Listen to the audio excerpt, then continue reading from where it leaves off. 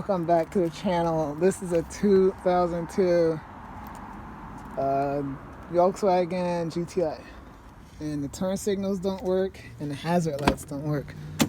So the internet said to first check the fuses in here, and all the fuses are good. So there's all the fuses right in there. So I went on ahead and checked the fuses and they look good. So the next step is to check the hazard switch, which is located right here in the middle. So to get to that, I have to pop off this cover, pop out this switch, pop out this cover, and pop out that switch. And they're all right here. So this is what I discovered. I took it all apart, and if you can see right in there, it's burnt. Right there. That's a burnt up piece on the relay, I guess. Yeah.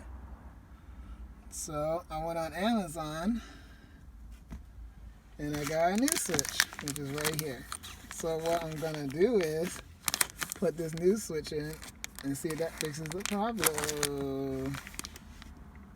So I'm gonna plug this in and see if we're good. Alright, so I plugged that in, and right off the rip I have working hazards, which it didn't do before. So I'm gonna check the turn signals. Put the key in.